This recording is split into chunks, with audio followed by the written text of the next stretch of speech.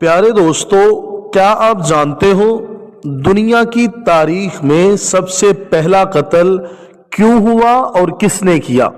آج کی کہانی میں ہم آپ کو بتائیں گے دنیا میں سب سے پہلا قتل کیوں ہوا اور کس نے کیا۔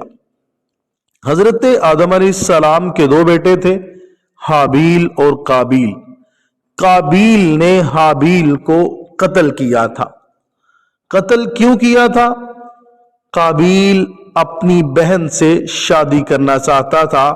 اصول یہ تھا، اصولی طور پہ قابیل کی شادی حابیل کی بہن سے ہونی تھی، حابیل کی شادی قابیل کی بہن سے ہونی تھی، لیکن قابیل اپنی ہی بہن سے شادی کرنا چاہتا تھا۔ حضرت آدم علیہ السلام کے سامنے جب یہ اختلاف آیا، حضرت آدم علیہ السلام نے کہا کہ اللہ کے نام کی قربانی کرو۔ دونوں نے قربانی کی۔ اس وقت قربانی کی قبولیت کی علامت یہ تھی کہ جس کی قربانی قبول ہوتی، آسمان سے آگ آتی اور اسے اچک کر لے جاتی، تو سمجھا جاتا اس کی قربانی قبول ہو چکی ہے۔ دونوں نے قربانی کی۔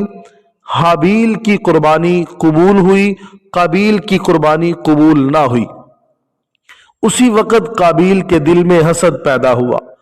ایک تو اللہ کی نظر میں بھی حابیل قابل قبول ہے، حضرت آدم علیہ السلام کی توجہ اس کی طرف زیادہ ہے۔ قابیل کو اسی حسد نے مجبور کیا، حابیل کو قتل کرنے کے درپے ہوا۔ جب قابیل حابیل کو قتل کرنے لگا تو حابیل نے کہا کہ اللہ سے ڈر، میں ظالم نہیں بنوں گا، میں تو تجھ پہ ہاتھ نہیں اٹھاؤں گا، جو تیرا دل کرتا ہے تو کر لے، لیکن خدا سے ڈر اور اس کام سے باز آ۔ قابیل باز نہ آیا، اس نے حابیل کو قتل کر دیا۔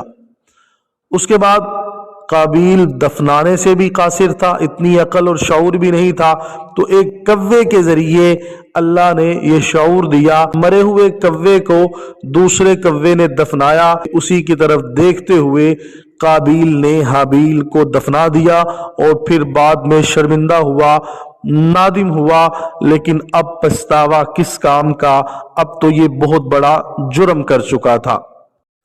پیارے دوستو، اس کہانی کا سبق یہ ہے کہ اپنے نصیب پر ہمیشہ راضی رہیں، اپنے مقدر پر ہمیشہ خوش رہیں، کیونکہ جو مقدر اور تقدیر اللہ نے بنائی ہے اس سے خوبصورت ہو ہی نہیں سکتی کچھ اور، کوئی اور تقدیر اس سے بہتر ہو ہی نہیں سکتی۔ تو اللہ کی رضا میں آپ راضی رہیں، اور کبھی بھی اپنے مسلمان بھائی اور انسان کو، دوسرے انسان کو نقصان پہنچانے کی کوشش نہ کریں۔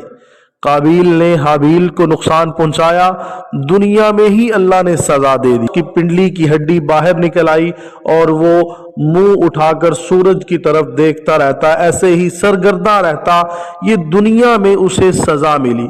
تو کبھی بھی اپنے کسی دوسرے مسلمان، کسی دوسرے انسان کو نقصان نہ پہنچائیں۔ جو انسان دوسرے انسانوں کو نقصان پہنچاتا ہے دنیا میں ہی ذلیل و رسوا ہو جاتا ہے۔